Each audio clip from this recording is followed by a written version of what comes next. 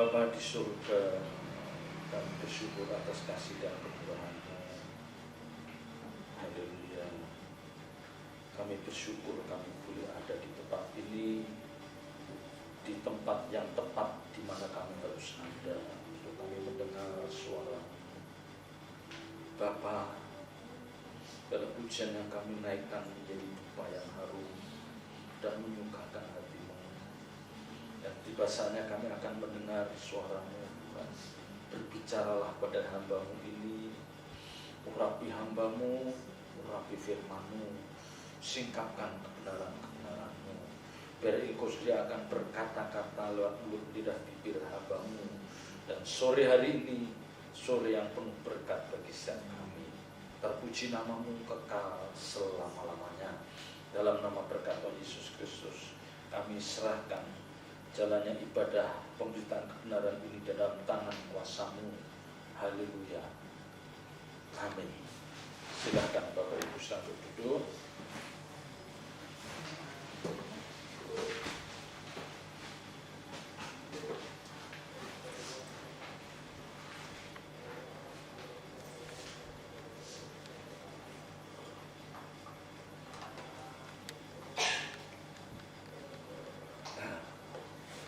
Bapak Ibu saudara yang dikasihi Tuhan,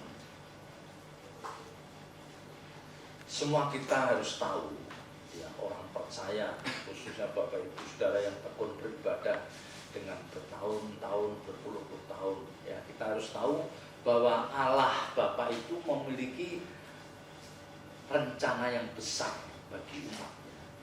Ya, jadi Allah Bapa itu memiliki rencana yang besar, dan olehnya orang percaya harus tahu. Orang percaya harus tahu bahwa Allah Bapa memiliki rencana besar atas umatnya. Dan kita tidak ada pilihan lain kecuali kita harus ambil bagian dalam rencana besar Allah. Kita harus ambil bagian dalam rencana besar Allah Bapa ini supaya kita ikut menggenapi rencana itu.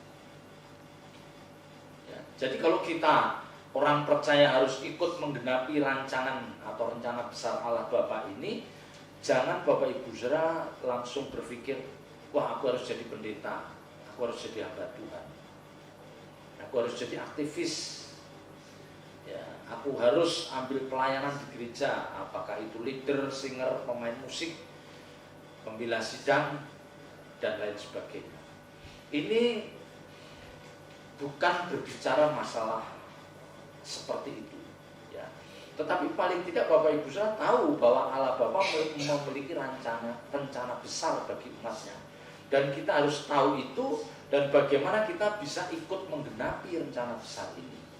Demi tercapainya rencana itu, kita harus ambil bagian, ya.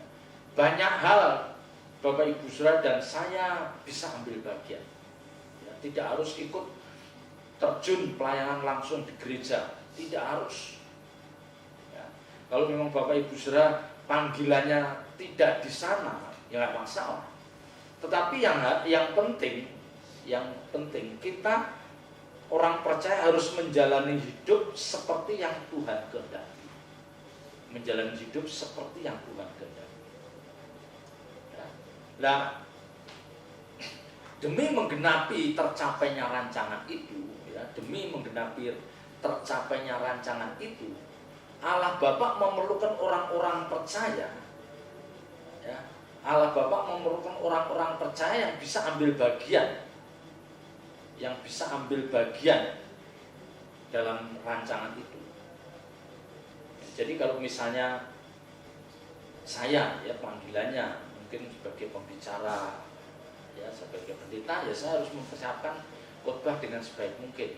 Kalau Bapak Ibu, ya, sebagai ibu rumah tangga, ya mari jadi ibu rumah tangga yang berkenan, mempersiapkan kebutuhan rumah tangga, ya, membantu, ya, mendidik anak, mempersiapkan kebutuhan anak dan suami. Kalau kita sebagai seorang bapak, ya kita harus bekerja keras. Di samping tugas kita mendidik anak, kita juga harus bertanggung jawab atas kelangsungan rumah tangga kita. Kalau kita sebagai anak yang sudah bekerja, bekerjalah yang baik, jangan mempermalukan nama Tuhan. bekerjalah yang baik supaya lewat pekerjaan itu nama Tuhan dipermuliakan. Ya. Jadi semua yang kita lakukan, semua yang kita kerjakan itu harus memuliakan nama Tuhan, harus membawa keharuman. Jangan kita melakukan sesuatu yang itu akhirnya justru mempermalukan Tuhan. Ya. Kalau kita anak-anak sekolah, anak-anak mahasiswa, jadilah pelajar, jadilah mahasiswa yang berprestasi dan berperilaku yang baik. Ya. Mahasiswa atau pelajar yang berprestasi banyak, tapi yang berperilaku yang baik, yang bijak, sulit kita temukan. Jadilah anak-anak yang berprestasi, tetapi juga anak-anak yang bijak, hormat pada orang tua, hormat pada orang yang lebih tua. Ya, mengertilah kebenaran firman Tuhan dan terus bangkitkan lapar dan haus akan firman Tuhan. Itu penting. Ya, Bapak Ibu Saudara mungkin panggilannya di sana.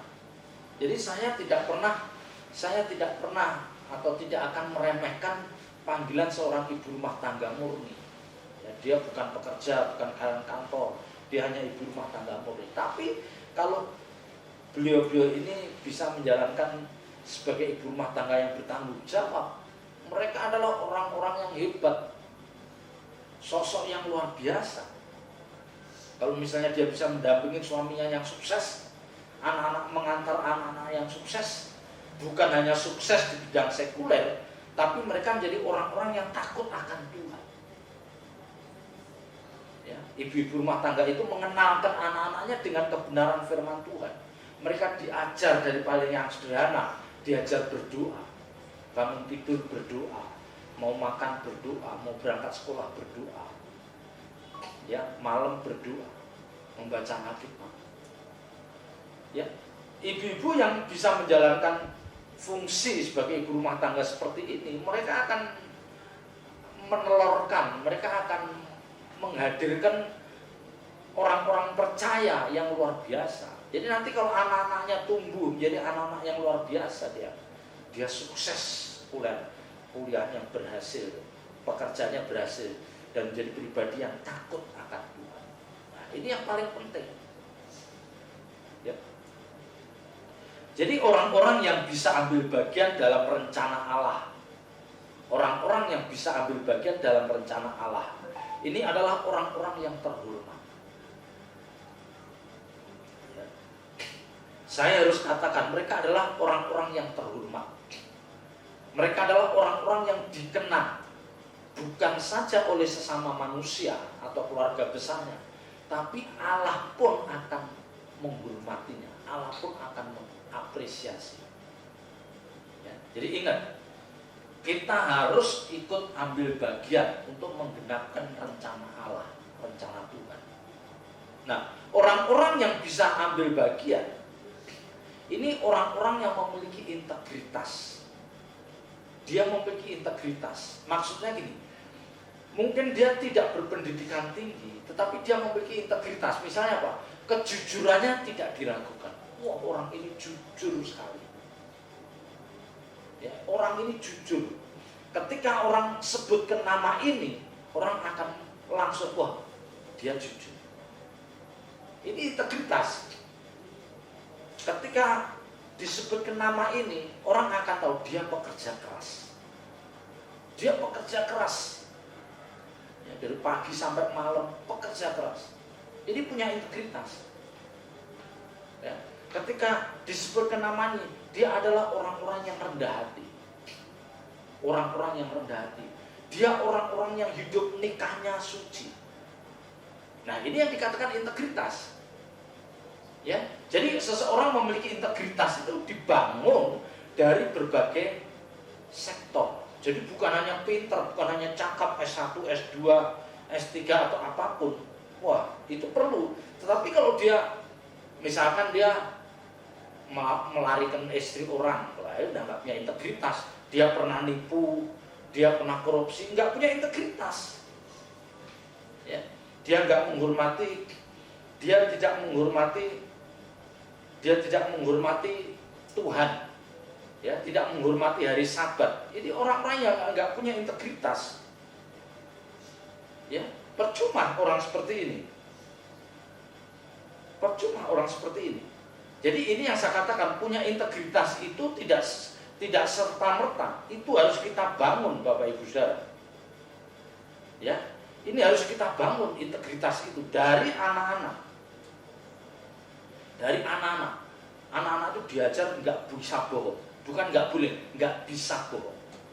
Udah nggak bisa bohong. Yang kedua, dia harus diajarkan tunduk, hormat pada orang tua, orang yang lebih tua, hormat. Nanti diajar dia menjadi orang anak-anak yang on time. Kalau apa-apa tepat waktu. Ya, apalagi nanti kalau udah menginjak dewasa, dia diajari bagaimana dia bertanggung jawab terhadap masalah uang. Itu penting. Pokoknya soal duit dia bisa dipercaya. Bisa dipercaya. Itu integritas. Jadi membangun integritas itu nggak bisa sekonyong-konyong orang memiliki integritas. Nggak bisa, harus dibangun dari kecil. Dari sekolah minggu, remaja, pemuda sampai tua. Dia harus memiliki integritas yang luar biasa. Nah, tentu orang-orang yang ikut ambil bagian dalam menggenapi rencana Tuhan adalah orang-orang yang terhormat. Mereka orang-orang yang akan dikenal dan dikenang oleh banyak orang. Bukan hanya dikenal, tapi dikenang.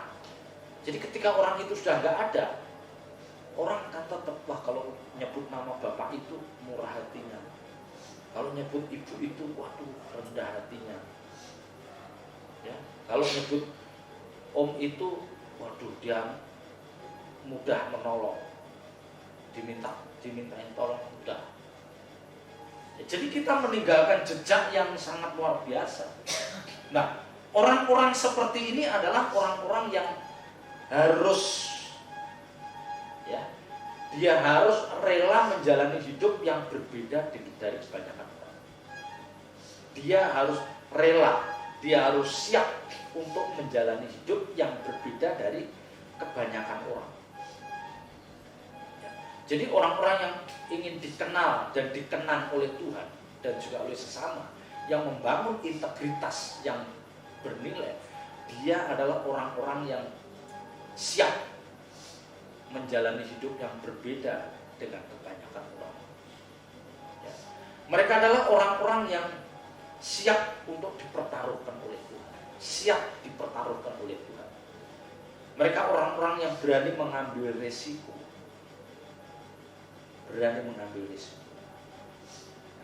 Dan tentu orang-orang seperti ini dia adalah orang-orang yang pasti mempercayai Allah sepenuhnya. Dia percaya pada Allah sepenuhnya. Dia tidak pernah meragukan Tuhan. Dia tidak pernah meragukan Tuhan.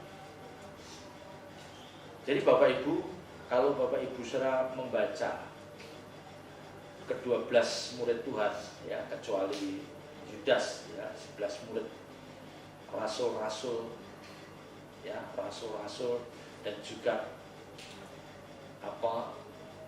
orang-orang percaya, para penginjil yang luar biasa, mereka yang dipakai Tuhan itu pasti memenuhi kriteria itu.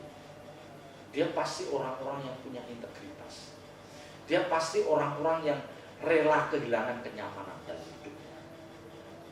Ya. Dia pasti orang-orang yang rela kehilangan kenyamanan dalam hidupnya. Kalau dia diizinkan diberkati secara jasmani, mereka adalah orang-orang yang rela untuk tidak menikmati keindahan dunia. Saya bisa pastikan, orang-orang yang ingin menggenapkan rencana Tuhan, ambil bagian dalam menggenapi rencana Tuhan, adalah orang-orang yang rela kehilangan kenyamanan. Mereka adalah orang-orang yang siap menderita, bahkan mungkin mempertaruhkan nyawa mereka. Dan yang lebih penting Bapak Ibu Saudara, kalau kita memperhatikan, mereka itu mengakhiri hidup dengan sangat tragis. Ya, para murid Tuhan, rasul-rasul, para penginjil, hamba-hamba Tuhan yang luar biasa itu rata-rata dia mengakhiri hidupnya dengan sangat tragis.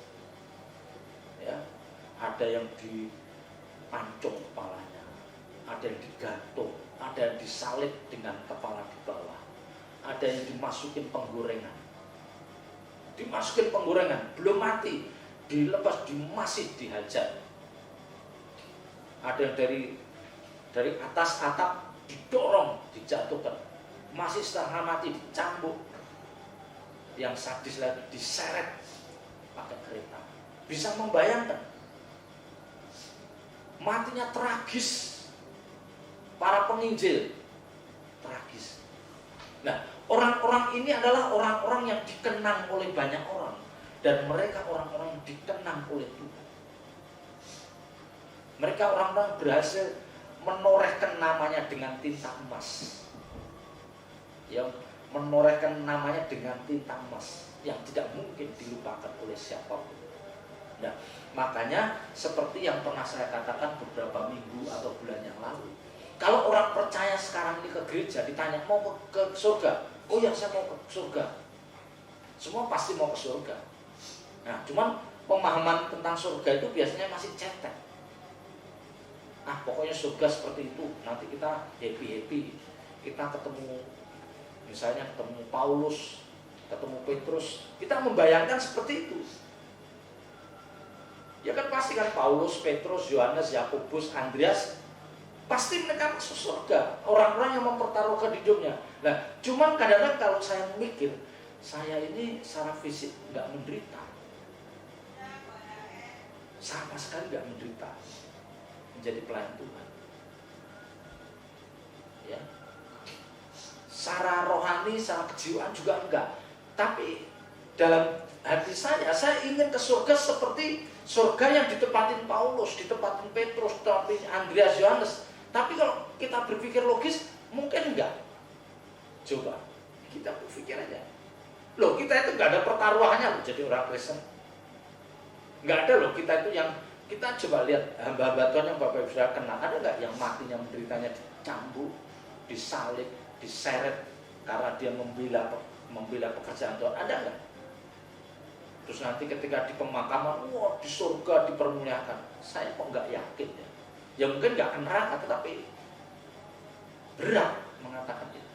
Karena standarnya itu Paulus yang hidupnya hancur-hancuran seperti itu, menderita jasmani, dipertaruhkan. Masa kita yang begini nanti sama ketemu Paulus? Rasanya nggak mungkin. Ya. Atau mungkin beda panggilannya, bisa juga. Tapi mari, makanya saya ajak, mari kita ini benar-benar menggenapi rencana Tuhan dengan segala risiko yang kita siap menanggung. Misalnya kita suruh ngalah, kita benar-benar mau ngalah. Kita mau suruh mengampuni orang, kita benar-benar mengampuni. Ya kalau Paulus itu bukan hanya ngampuni, dia dicambuk aja udah enggak masalah, ngampuni kecil Paulus.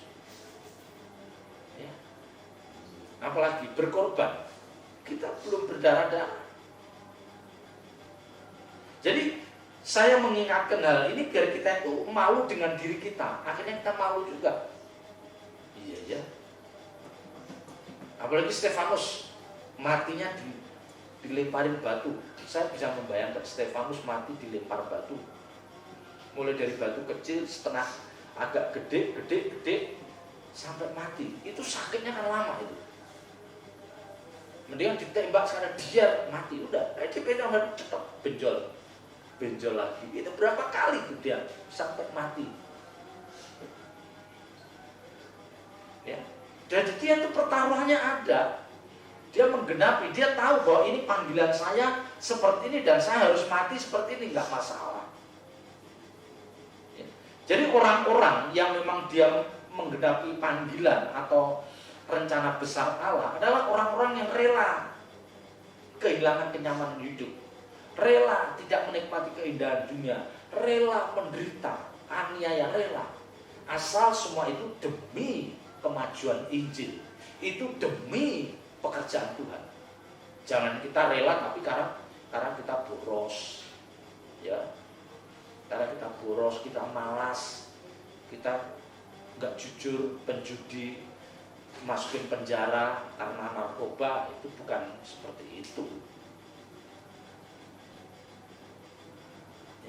Coba kalau kita lihat di dalam Kisah Rasul pasal 7. Yuk, coba kita lihat di dalam Kisah Para Rasul pasal 7.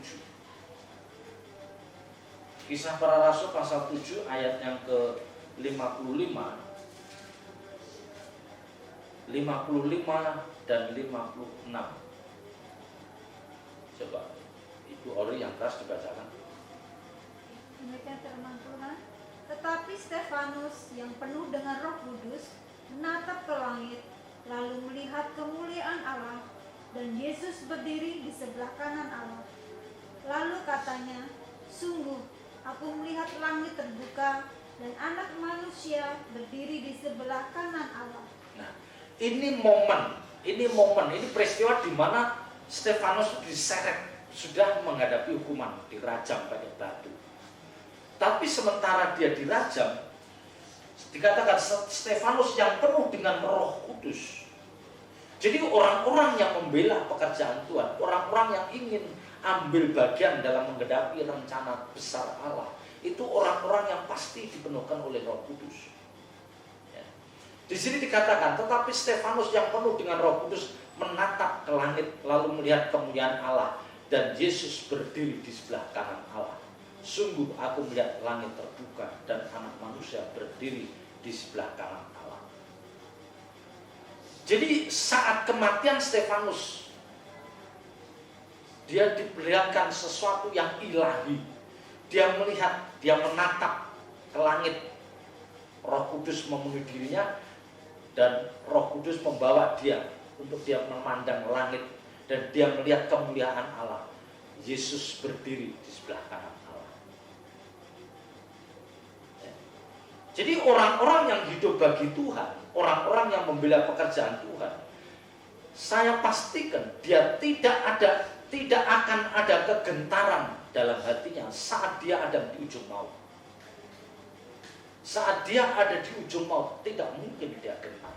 Karena Roh Kudus ada di dalam dirinya. Dan pasti dia akan diberikan penglihatan yang ilahi. Satu penglihatan yang luar biasa. Dia melihat Yesus di sebelah kanan Allah Bapa. Dan itu satu penghiburan. Sungguh aku melihat langit terbuka. Langit terbuka. Langit terbuka. Anak Manusia berdiri di sebelah kanan Allah. Dari momen ini yang mau saya katakan, ini Bapak Ibu, yang mau saya katakan, pesan dari ayat ini. Jadi kalau orang itu hidupnya dipersembahkan bagi Tuhan, dia membela pekerjaan Tuhan, dia hidup benar di hadapan Tuhan, di ujung maut dia tidak ada kegentaran. Dia tidak ada kegentaran, tidak ada kecemasan. Karena Allah Bapa pasti Roh Kudus itu makin kuat mencengkeram dirinya dan dia akan diberikan penglihatan ilahi. Ya mungkin ini Stefanus, mungkin ada orang-orang percaya yang nggak seperti ini, tapi dia ngerti. Tapi karena dia di ujung maut, dia nggak sempat bercerita pada orang sekitarnya. Tapi saya yakin dia pasti. Jadi mungkin ya, bayangan saya pasti Allah akan sikap, nih loh kamu dulu berbuat baik nih loh. Nih, waktu kamu nolong orang ini, jadi kita mungkin bangga. Nggak ada kegentaran. Nih kamu waktu nih kamu nggak ingat ya, nih kamu pas dihina, kamu dicerca, tapi kamu diem aja. Nih kamu dipermalukan, nih kamu menderita, tapi kamu tetap hidup benar. Pasti di ujung maut itu ada momen, ada saat di mana setiap orang akan dapat penglihatan. Nah, masalahnya adalah penglihatan seperti apa itu berbeda bagi masing-masing orang. Nah, itu tergantung bagaimana orang itu membangun hidupnya selama dia di bumi. Apa yang mereka kerjakan? Kalau selama di bumi dia tidak melakukan apapun, jadi dia menjalani hidup seperti orang dunia menjalani hidup. Dia mungkin ke gereja juga, bawa persembahan juga, mungkin jadi leader pemain musik mungkin juga, tapi hidupnya tidak ada Tidak ada jejak-jejak dalam hidupnya bahwa dia itu membela pekerjaan Tuhan. Tidak ada rekam jejak dalam hidupnya bahwa dia itu menggenapi rencana Tuhan. Tidak ada. Murah hatinya nggak nampak, ngalahnya nggak kelihatan, lemah lembutnya apalagi. Ya, murah hatinya blas, nggak nampak. Kesucian hidupnya tidak bernilai. Ya. Bapak Ibu saya harus membayangkan. Karena siap kita nanti akan pasti ada di ujung itu. Siap kita pasti ada di ujung maut.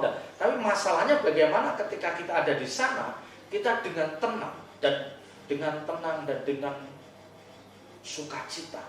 Karena Roh Kudus makin kuat menyertai kita. Pasti Roh Kudus akan semakin kuat membuat Bapak Ibu Saudara dan saya yang disertai Roh Kudus tidak bergeming, tidak takut.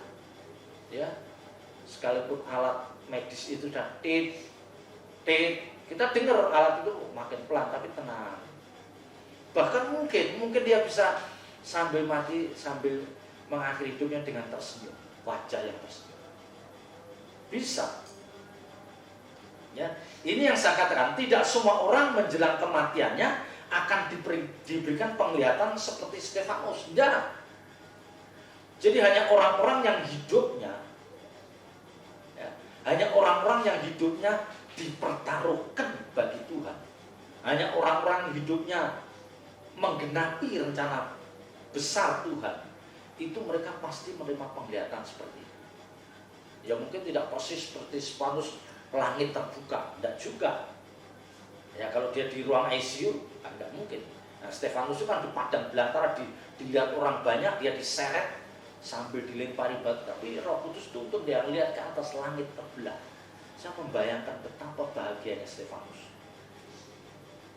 Ya, orang yang merajam batu, rasain, tapi beda. Stefanus tenang, dia lihat, udah nggak terasa. Akhirnya dia menyerahkan nyawanya, dan saat menyerahkan nyawanya dia mengucapkan kata-kata yang memberkati. Ampunilah dia, karena dia tidak mengerti apa yang dia lakukan. Hebat. Nah, kekristenan yang kita bangun dari muda,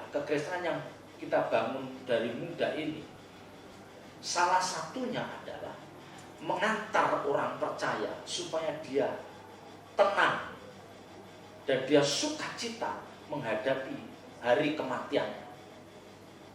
Itu ya mungkin untuk sebagian orang akan aneh amat, tapi saya berani mengatakan hal ini. Apa? Karena saya yakin banyak orang yang di ujung maut dia akan meratap.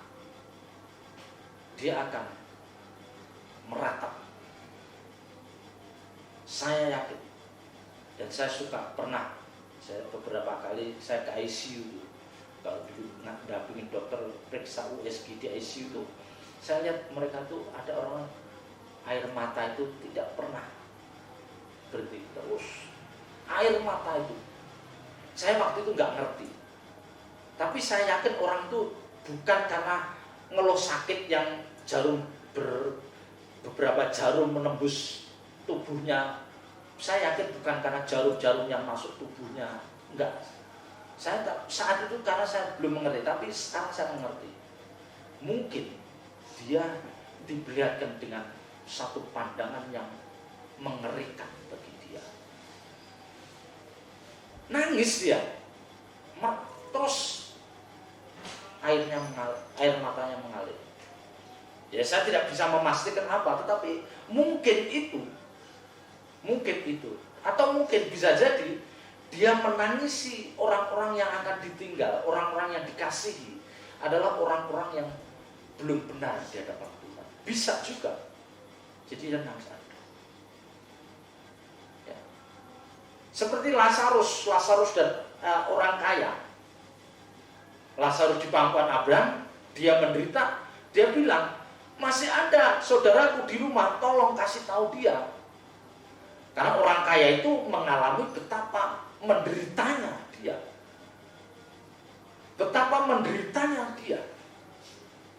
Maka dia suruh Lazarus, suruh Abraham, ingetin keluarga saya, masih ada beberapa orang supaya dia bertobat. Ya, malaikat kan enggak. Ya, sudah ada pemberitaan kesaksian para nabi. Ya, hamba-hamba Tuhan sudah berbicara tentang firman, kalau memang dasarnya keras kepala, sekalipun orang mati bangkit dia tetap tidak. Ya. Jadi ini yang menjadi ketakutan. Ya, saya juga kadang-kadang saya terus terang Bapak Ibu Saudara, saya pernah beberapa kali berpikir saya nanti mengakhiri hidup seperti apa ya? Iya gitu, saya nanti mengakhiri hidup saya seperti apa ya? Aduh, Bu, saya inginnya saya jangan menderita lama-lama. Iya. Ya karena saya kerja di rumah sakit, saya sering melihat datang di ICU atau orang digeledek, diberangkar ketika saya ada di ruangan di depan ini lewatannya terus sadar gak, napasnya sengal-sengal.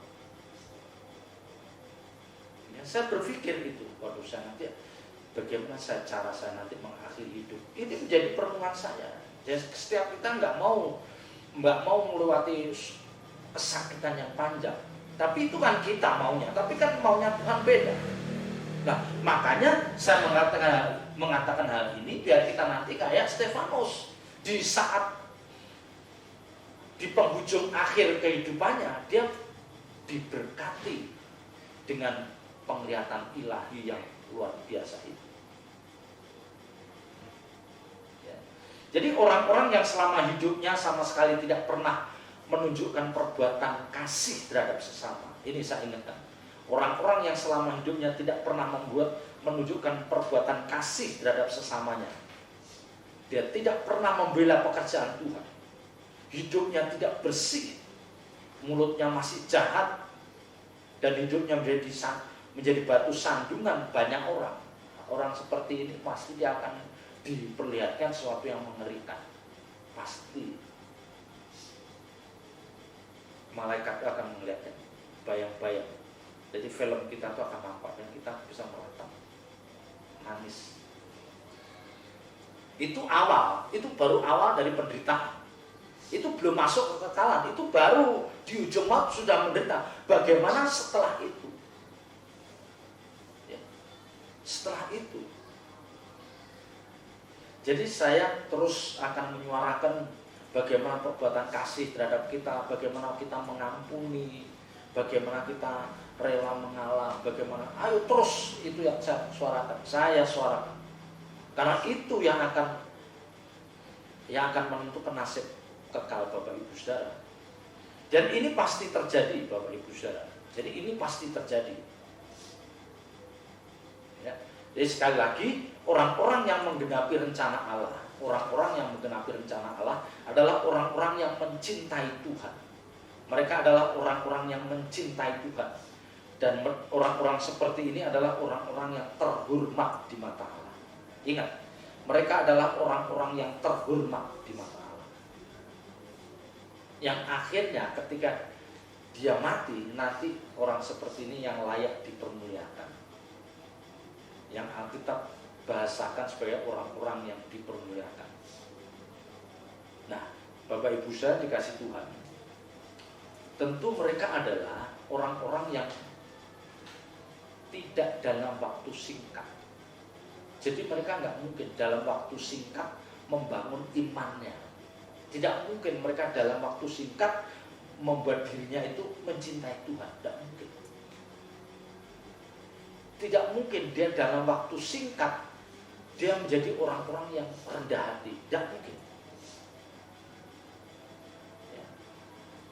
Tidak mungkin dalam waktu singkat mereka menjadi orang-orang yang mudah mengasihi sesamanya. Tidak mungkin.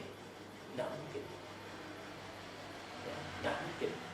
Pasti ada tatanan yang dia jalani. Ada tatanan berlaku bagi orang percaya. Nggak ada orang itu baik mendadak, nggak ada. Jahat mendadak juga nggak ada. Ingat, baik mendadak, baik dengan kacamata kebenaran firman Tuhan, ya. Jangan baik ukuran orang dunia. Kalau baik ukuran orang dunia, wah bagi-bagi duit itu baik. Kita bukan di sana. Baiknya ukurannya bukan di sana. Ya. Orang baik mendadak tidak bisa. Jahat mendadak sulit. Tetapi lebih mudah untuk jahat mendadak, itu lebih mudah. Tapi baik mendadak nggak ada.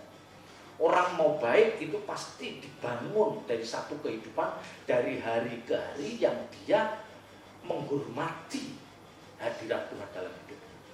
Jadi dia merasa bahwa Tuhan itu seperti ada di depan mata dia. Jadi dia merasa hidupnya itu seperti diawasi Tuhan. Ya, kalau orang sudah bisa menghadirkan Tuhan dalam hidupnya dan dia merasa bahwa hidupnya diawasi Tuhan, orang seperti ini tidak mudah berbuat dosa. Dan saya berani katakan, sulit untuk berbuat dosa.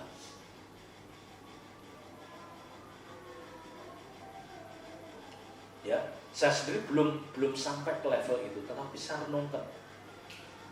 Kalau misalnya orang bisa menghadirkan Tuhan, jadi sekonyong-konyong Tuhan itu hadir di depan kita. Sekalipun secara kasat mata kita nggak melihat, tetapi kita merasakan, kita sangat menjiwai bahwa Tuhan ada di sekitar kita. Wah, itu pasti kita hidupnya nggak akan coba, hidupnya nggak akan coba. Dan inilah orang-orang yang dia akan menjalani hidup itu pasti memberkati. Ya, jadi Bapak Ibu Saudara, tidak mungkin dalam waktu singkat, ya, tidak mungkin dalam waktu singkat terus orang itu bisa seperti Stefanus, tidak mungkin. Dalam waktu singkat dia bisa seperti Paulus, tidak mungkin.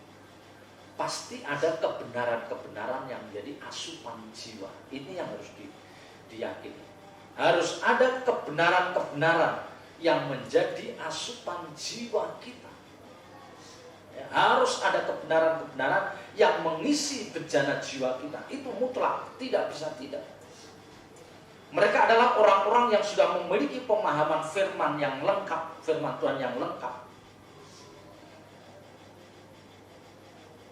Ya. Coba kita lihat di dalam Kisah Rasul pasal 9.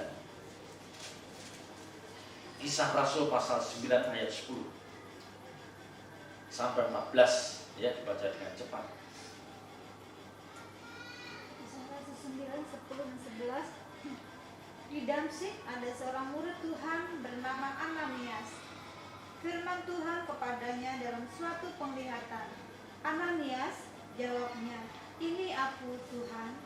Firman Tuhan, "Mari, pergilah ke jalan yang bernama Jalan Lurus, dan carilah di rumah Yudas, seorang dari Tarsus, yang bernama Saulus. Ia sekarang berdoa." Dan dalam suatu penglihatan ia melihat bahwa seorang yang bernama Ananias masuk ke dalam dan menumpangkan tangannya ke atasnya, supaya ia dapat melihat lagi. Jawab Ananias, "Tuhan, dari banyak orang telah kudengar tentang orang itu, betapa banyaknya kejahatan yang dilakukannya terhadap orang-orang kudus-Mu di Yerusalem.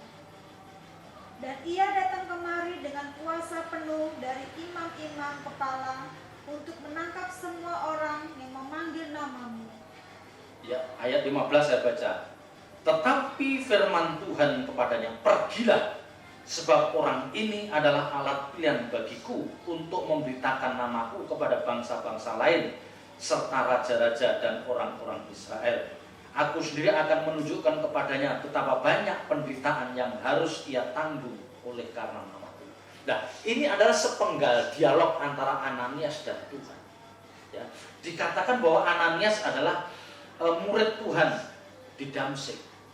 Dia ditugaskan oleh Tuhan supaya dia menemui Saulus. Ya, jadi waktu belum bertobat Saulus, setelah bertobat namanya Paulus. Supaya dia menumpangkan tangannya. Dia ada di rumah, dikatakan, ya, di rumah Yudas. Carilah di rumah Yudas seorang dari Tarsus bernama Saulus, ia sekarang berdoa. Nah, Ananias itu orang yang murid Tuhan. Karena dia murid Tuhan, dia tahu bagaimana Saulus ini. Ya. Ananias menyampaikan fakta yang sesungguhnya itu tentang Saulus kepada Tuhan. seperti seolah-olah Ananias menganggap bahwa Tuhan itu tidak tahu bahwa Saulus itu jahat. Ya kan? Jadi Saulus menyampaikan kejahatan Saulus itu disampaikan kepada Tuhan.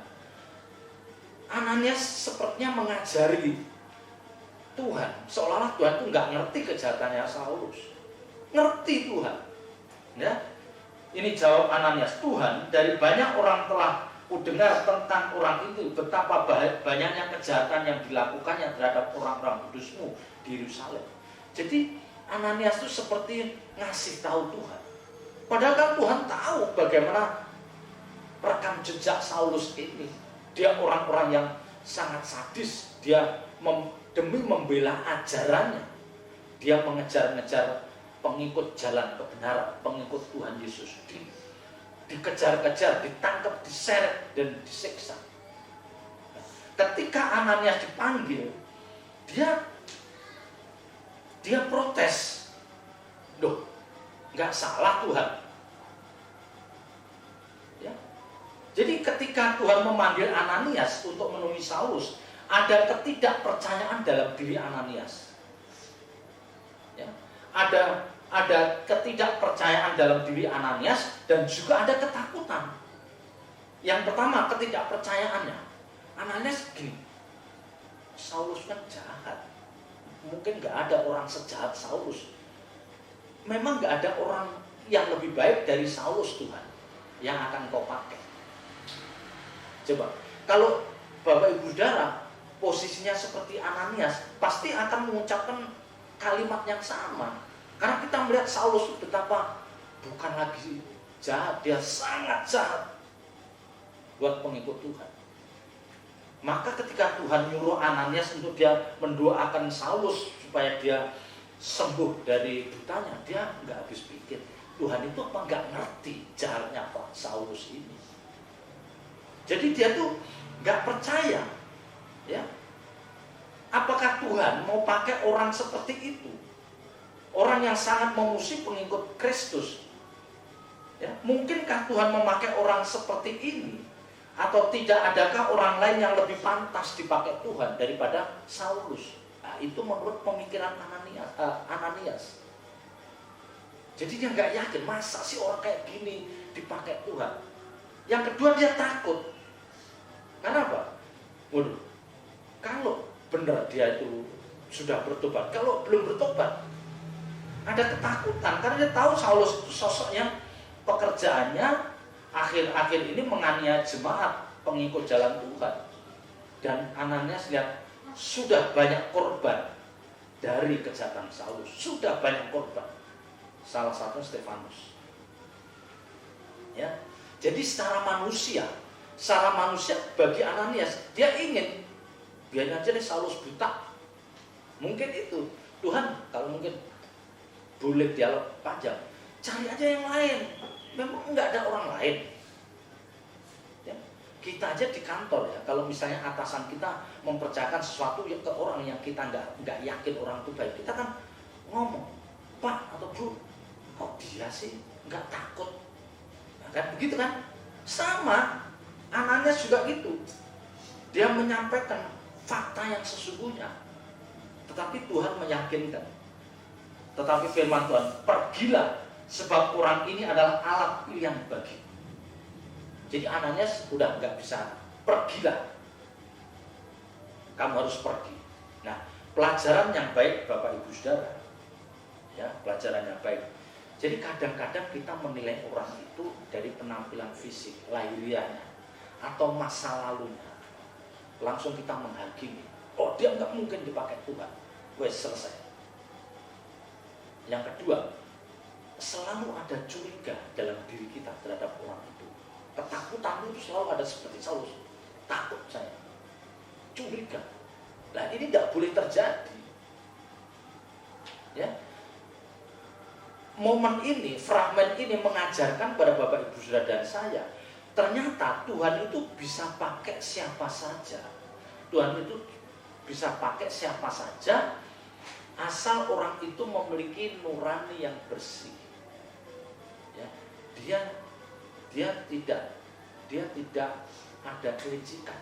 Nah, ini tentu kita akan bertanya, lah, apakah Tuhan tahu bahwa Saulus itu orang yang nurani bersih? Sekarang gini Bapak Ibu Saudara, Saulus yang setelah bertobat dia namanya Paulus, di dalam Filipi dia mengatakan tentang hukum Taurat dia tidak bercacat. Ngerti? Soal hukum Taurat dia nggak bercacat. Jadi Paulus itu standar moral umum pasti bagus. Dia nggak mungkin selingkuh, nggak mungkin nggak jujur masalah uang, nggak mungkin nggak kudus dalam hidupnya. Paulus itu benar-benar moral umumnya bagus. Nah, dia itu jahatnya kenapa? Dia membela apa yang dia yakini kebenaran. Ya, jadi dia itu membela ajarannya, Yudaismenya dia dibela. Jadi nggak mau dia ajaran Tuhan Yesus, dia nggak mau. Dia nggak mau ajaran Tuhan itu akan menyingkirkan ajaran yang dia yakini, maka dia minta surat kuasa dari imam-imam untuk dia nyeret nangkep pengikut jalan Tuhan ini. Jadi secara ini dia nggak jahat, nuraninya bersih, dia membela. Tetapi masalahnya dia apa? Dia membela apa yang dia tidak tahu. Maka Tuhan bisa memahami, oh memang kamu belum tahu. Nah, Bapak Ibu Saudara, seringkali kita juga menemukan orang-orang seperti itu. Jadi ada orang-orang yang memusuhi kita, tapi dia belum tahu tentang kekristenan. Ya, tahu. Dia memusuhi kita, tapi dia belum tahu tentang kekristenan. Dia tahunya hanya sepotong atau dikasih indoktrinasi dari pihak lain yang salah. Jadi dia benci. Nah, di samping itu dia juga menemukan orang-orang Kristen yang brengsek. Udah jadi klop. Dia dikasih tahu orang, wah Kristen itu gini, wah pokoknya ajaran gini. Terus dia menyaksikan orang Kristen yang brengsek, yang hidupnya berantakan. Udah, oh memang benar. Ya. Jadi apa yang disampaikan ke dia tentang orang Kristen, tentang kekristenan itu digenapi dengan orang percaya yang dia lihat. Memang orang percaya itu memang kebetulan yang dilihat orang percaya yang hidupnya berantakan, sombongnya, nggak mau ngalahnya, pelitnya, ya udah, angkuhnya, nggak mau lihat tetangga, ada tetangga nggak mau kenal tetangga kiri kanan, ya sudah lengkap. Ya. Nah jadi lewat kebenaran ini saya mengingatkan ada orang-orang yang terhadap kekristenan itu sebenarnya ngambang. Dia mau membenci tidak ada alasan. Dia mau ini tapi dia nggak ketemu orang Kristen yang baik. Nah ini repotnya. Karena dia lihat orang Kristen sama juga, mulutnya ember-ember juga, galak-galak juga, utang juga nggak bayar juga, sama akhirnya. Jadi pelajaran yang baik, kita harus tidak boleh menghakimi bahwa orang ini nggak mungkin jangan. Selalu saya katakan, setiap kita selalu ada kesempatan untuk bertobat dan memperbaiki diri. Ya, ingat, setiap kita ada kesempatan untuk bertobat dan memperbaiki diri. Selama, nah ini yang penting, selama dia mau mendengar firman. Selama dia mau mendengar firman, selama dia mau membaca Alkitab, dia mau duduk diam di kaki Tuhan, dia akan bisa dirubah. Roh Kudus akan bisa merubah sejahat-jahatnya. Tetapi kalau dia sudah nggak mau mendengar firman, dia nggak mau berdoa, dia nggak mau membaca Alkitab, dan dia memilih pergaulan yang salah, selesai. Ya, itu selesai. Ya. Tapi yang jelas Ananias akhirnya nggak ada pilihan. Karena Tuhan, orang ini pilihanku.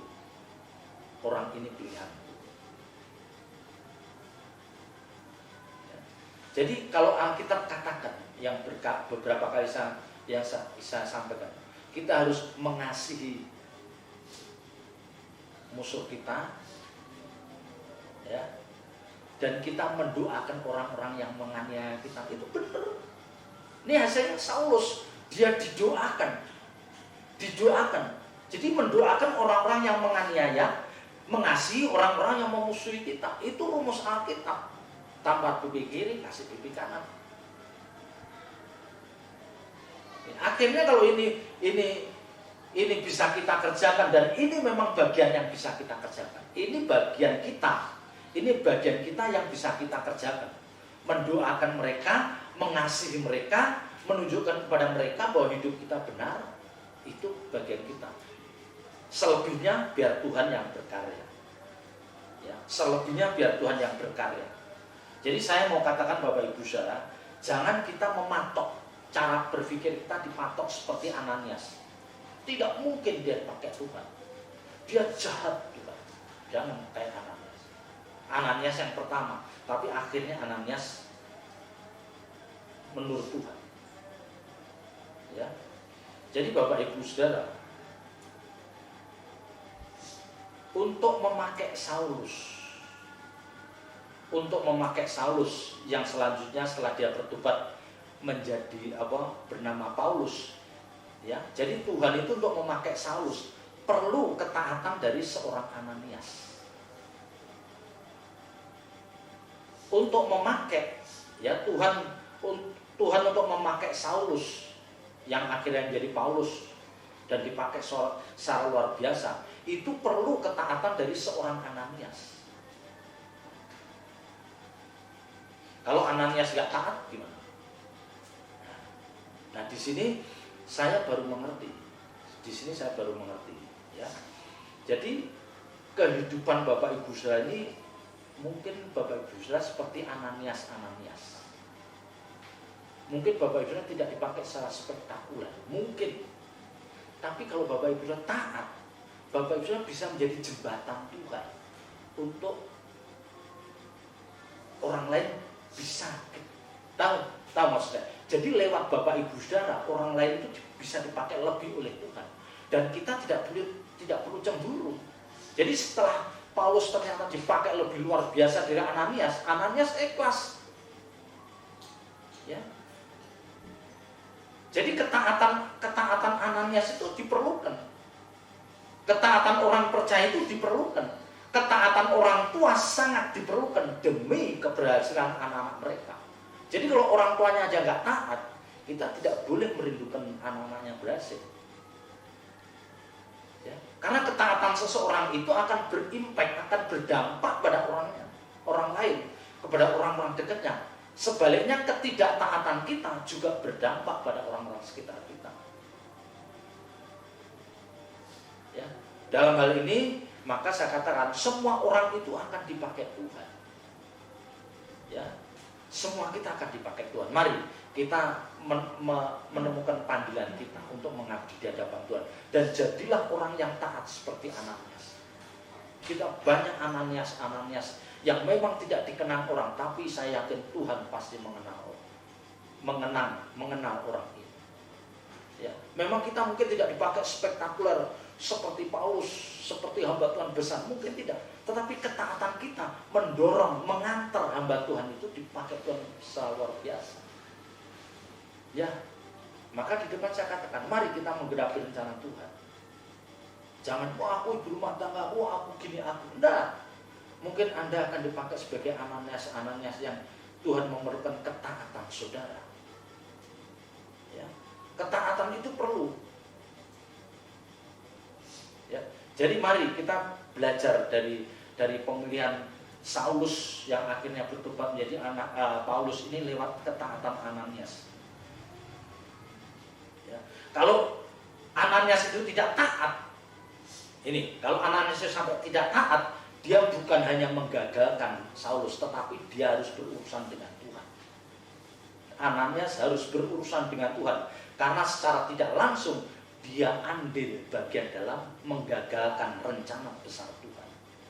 Karena kan Tuhan sudah pakai, ini alat yang aku pakai. Yang dia katakan, sebab orang ini adalah alat pilihan bagiku. Jadi ketika Tuhan mengatakan orang ini alat pilihan bagiku, tidak ada pilihan lain. Ananias harus taat. Kalau kamu tidak taat, kamu menggagalkan rencana Tuhan. Nah, berurusan dengan Tuhan selesai. Ya, jadi Bapak Ibu Saudara, Kalau Bapak Ibu Saudara misalnya berselisih dengan siapapun di dalam gereja atau di dalam rumah tangga, tetapi kalau Tuhan gerakkan bahwa kita harus bekerja sama dengan orang itu, jangan kita keras kepala. Kalau ternyata orang yang kita musuh itu dapat kepercayaan dari Tuhan, jangan kita sabotase. Ingat, jangan kita sabotase.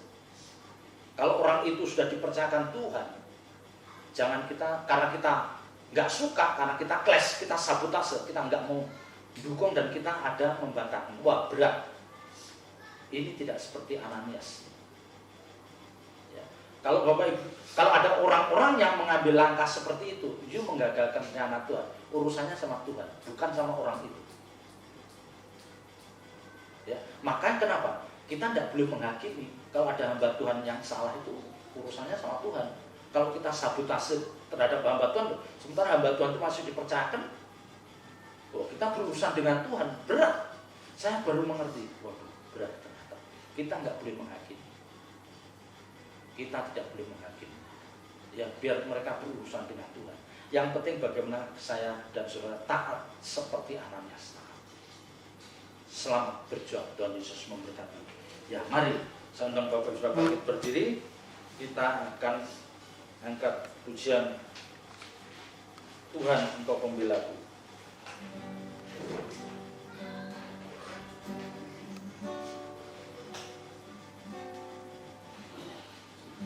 Kurang tinggi.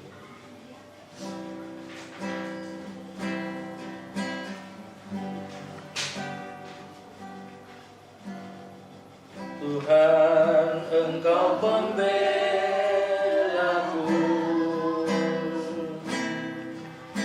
di sepanjang jalan hidupku, dalam kesesakan, dalam pencobaan, Kau buktikan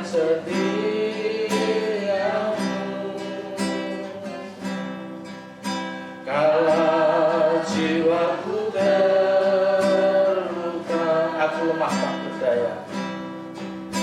Aku lemah tak berdaya. Kau pegang tanganku, Kau beri kekuatan, hiburkan hatiku. Tuhan Engkau pembelaku. Tuhan Engkau pembelaku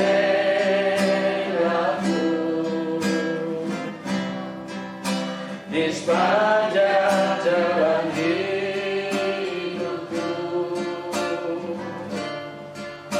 dalam kesesakan, dalam pencobaan, Kau buktikan setiamu.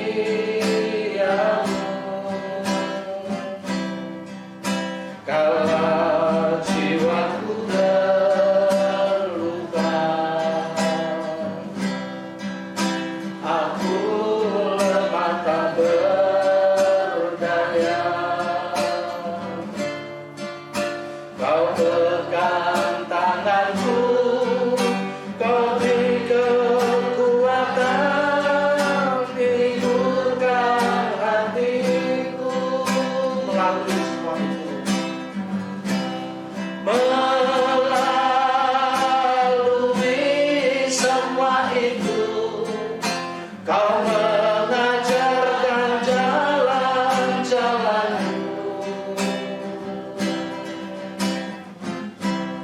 Dulu ku tidak mengerti mulia rencana-Mu bagiku. Semua yang telah terjadi mengubahmu indah di mataku. Sungguh besar anugerah-Mu, ku ingat kebaikan-Mu selalu.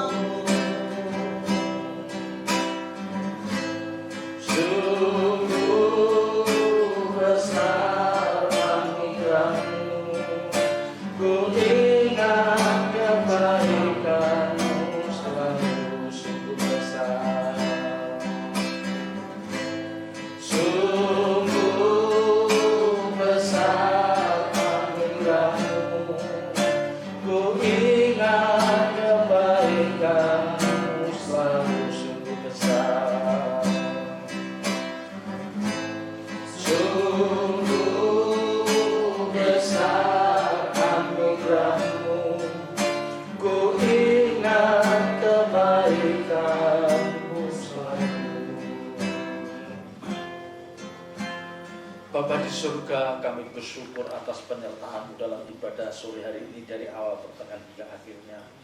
Engkau mengingatkan pada setiap kami ya Bapa.